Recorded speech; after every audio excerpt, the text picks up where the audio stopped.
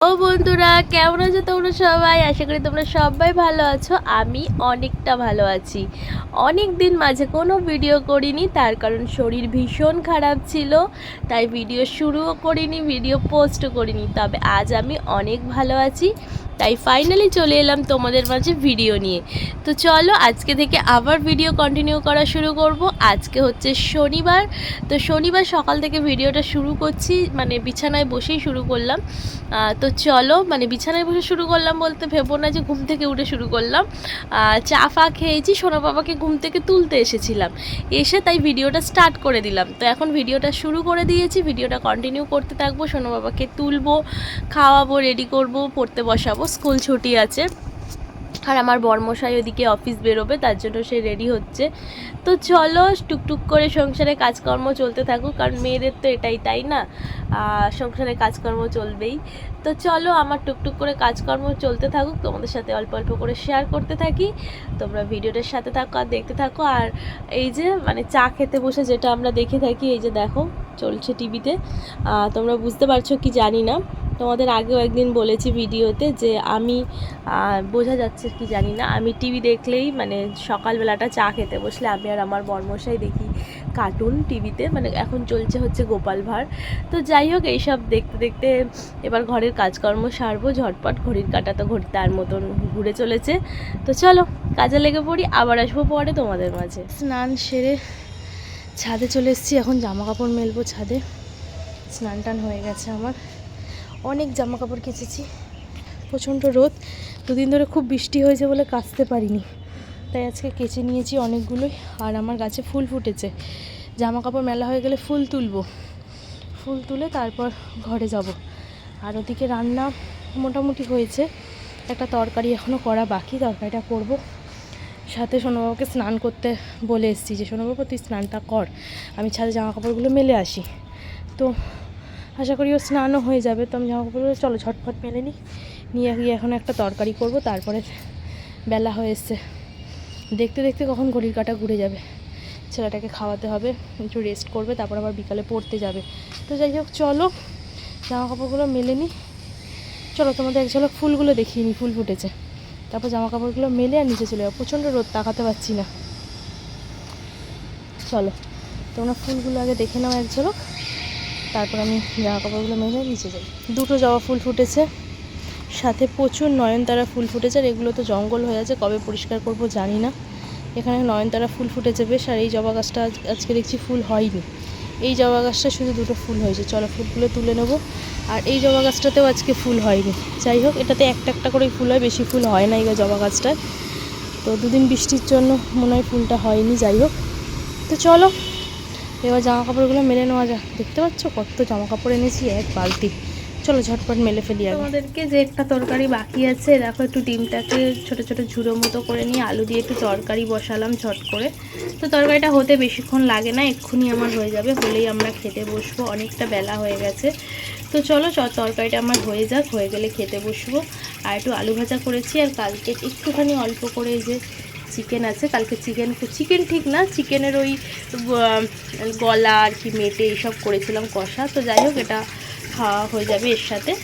আর এই যে এখন এই তরকারিটা বসিয়ে দিচ্ছি। তো চলো এই দিয়েই খাওয়া দাওয়া সেরে নেবো ঝটপট, তরকারিটা আমার হয়ে যাক, হলেই খাওয়া দাওয়া করতে বসে যাবো। ওদিকে আমার সোনা বাবা পড়া হয়ে গেছে, ওকে হোমওয়ার্ক দিয়েছিল ম্যাম কিছু, তো সেগুলো এখন লিখছে।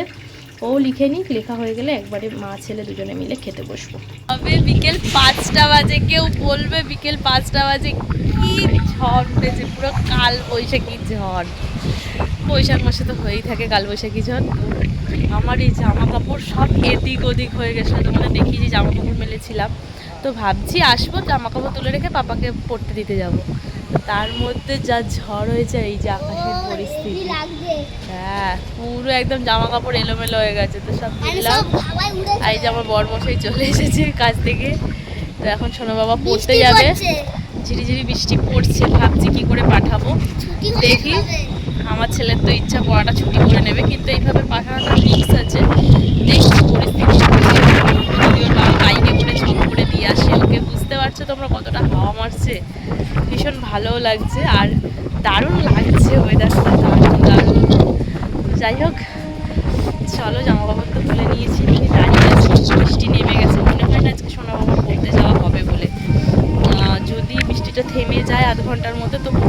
পারবো, না হলে আর সম্ভব হবে না আজকে। আমি তো রেডি হয়েই নিয়েছিলাম এই যে পড়তে পাঠাবো বলে, কিন্তু যাই হোক ওয়েদার আমার সোনা বাবাকে সঙ্গ দিয়েছে, আমাকে দেয়নি। আকাশটা পুরো কালো পড়ে উঠেছে।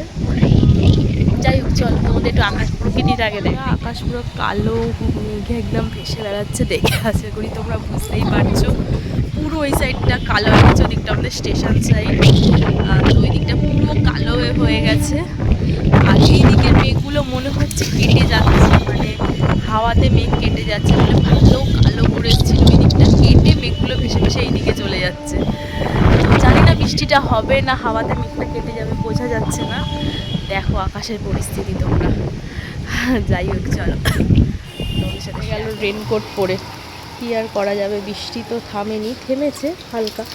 আমাদের রাস্তাটা রিসেন্ট হয়েছে ভোটের আগে, তাই রাস্তায় জল জমেনি, কিন্তু এই যে ঢোকার মুখে জল জমে গেছে। অবস্থা দেখো, এইটুখানি বৃষ্টি হলে একটু তাতেই নোংরা জল জমে গেছে। এই জল পাড়াতে হয় আমাদের, বিরক্ত লাগে, ভাল লাগে না, জানি না কবে এটা ঠিক হবে। যাই হোক বৃষ্টি এখন পড়ছে না সেরকম, একদম ঝিরিঝিরি।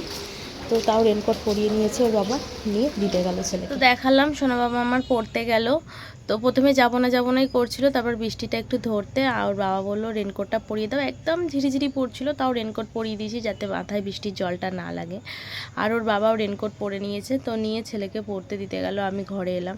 আর দেখলে তো আমাদের নিচটা কীরকম জল জমেছে, মানে একটু বৃষ্টি হলেই জল জমে। তাই জন্য আমাকে এই বর্ষাকাল আসলেই বাথরুমে আর কি ডেটল জল করে রেডি রাখতে হয় পা ধোয়ার জন্য আমাদের সব সময়, কারণ বেরোতে তো হয়, এর বেরোলে এসেই পা ধুতে হয়, তো সেই কারণে। তো যাই হোক আমি হাত পা ধুয়ে ঘরে এলাম, এসে একটু বসলাম। সন্ধে নেমে গেছে, তো সন্ধে দিয়ে নেবো, তারপর রাতের আবার খাবারের ব্যবস্থা করতে হবে। আবার ওদিকে সোনা বাবা ঘড়ির কাঁটা ঘুরতে ঘুরতে সোনা বাবা আসারও টাইম হয়ে যাবে। সাথে টুকরো কিছু কাজ আছে, জানি না করা হবে কি হবে না, এখনও শিওর নই আমি। যদি করি তো অবশ্যই তোমাদের সাথে শেয়ার করব। আর একটা জায়গায় যাওয়ারও আছে, যদি সেটা আমি যাই অবশ্যই তোমাদের দেখাবো, আর যদি আমি না যাই, আমার বর্মশাই আর সোনা বাবা চলে যায়, তাহলে আর তোমাদের সাথে হয়তো আমি দেখাতে পারবো না। তবে চেষ্টা করব আমি যাতে যাই, কিন্তু যা বৃষ্টি হচ্ছে বাইরে, ঝিরিঝিরি রাস্তাঘাট প্যাচপ্যাচে হয়ে গেছে, আমি যাবো কিনা আমি নিজেও শিওর নই। তো যাই হোক যদি যাই তো অবশ্যই শেয়ার করবো, সেটা তখন সময়ের ব্যাপার। তো চলো এখনকার মতো টাটা। সারা এখানে আমি আলু আর পেঁয়াজ ভাজছি। কী বানাবো বলো তো আজকে রাতের ডিনারে? এই দেখো, দেখে বুঝতে পারছো তোমরা আমি কি বানাচ্ছি আজকে রাতের ডিনারে? একদমই তাই, চাউমিন হবে আজকে রাতের ডিনারে। তো ওই জন্য আলু আর পেঁয়াজ ভাজতে দিয়ে দিয়েছি, আর চাউমিন এখানে সিদ্ধ করে রেখে দিয়েছি। তো এটাই হবে আজকে আমার রাতের ডিনার। তো চলো ঝটপট করে বানিয়ে ফেলি চাউমিনটা, তারপর আবার আসবো তোমাদের সামনে, কেননা সব কিছু তো আর ক্যামেরায় দেখানো সম্ভব নয়, চাপ হয়ে যাবে একটু। তো চলো আগে রান্নাটা সেরে ফেলি। বলেছিলাম একটা জায়গায় গেলে দেখাবো, এই যে আমাদের এখানে শনি কালী মন্দিরে আজকে বাৎসরিক পুজো, তাই পুজো দিতে চলে এসেছি। এখন প্রায় অনেক রাত, এখন বাড়ি গিয়ে খাওয়া দাওয়া করে রেস্ট নেবো। তো আজকের ভিডিওটা এখানেই শেষ করলাম, টাটা বাই।